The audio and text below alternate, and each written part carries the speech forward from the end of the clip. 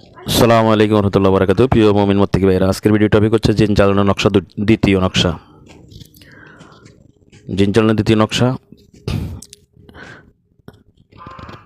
পাঁচ ওয়াক্ত সালাত আদায় করতে হবে, ফরজগুলো জীবন করতে হবে, রুহানি শক্তি অর্জন করতে হবে।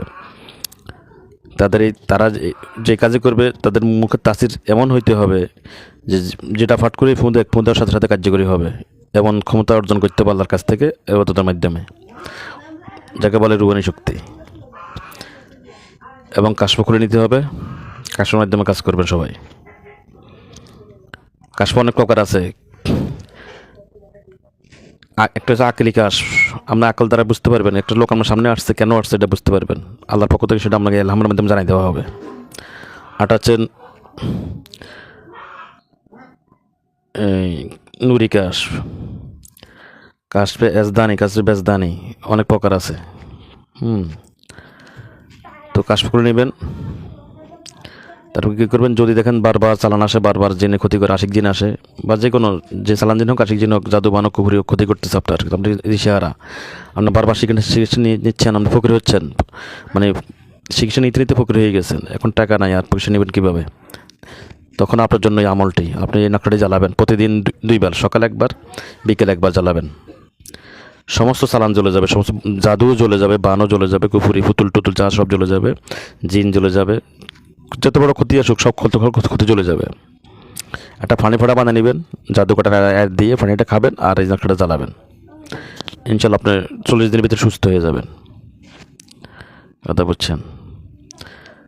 কারণ এখানে লেখা আছে, মানে আবু জাহেল, ইবলিস, নমরুদ, সাদ্দাত, ফেরাউন, হামান, কুল্লুহুম ফিন্নার,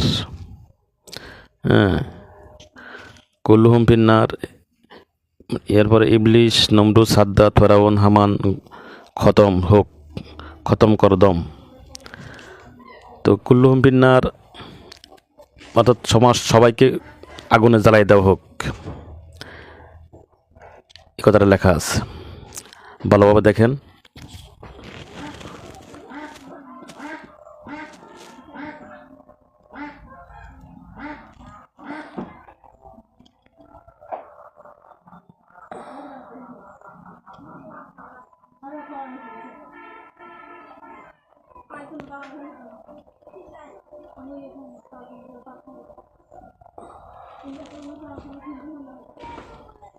এবার দেখে দেখে নকশাটা লিখে নেবেন সবাই, লিখে একবার লিখে নিলে পরে ফটোকপি করে রাখবেন, আর যদি না হয় স্ক্রিনশট নেবেন, স্ক্রিনশট দিয়ে ফটোকপি করে বাইর করবেন, আর পারলে লিখে নেবেন, লিখে লিখে রুগীতে দিবেন।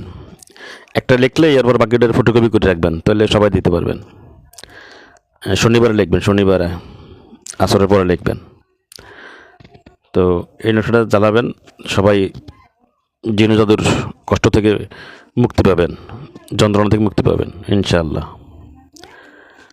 তো কী করতে হবে, এখানে কিছু আছে আপনার, প্রতিটা নকশা জানানোর পর আগে পারলে আগে দিবেন, না পারলে পরে দিয়ে দিবেন, কিছু হাদিয়ে দিবেন, হাদিয়ে নকশার কারণে, মানে নকশা জ্বালানো, নকশা একটা হাদিয়ে থাকে, ওই হাদিয়েটা দিয়ে দিবেন।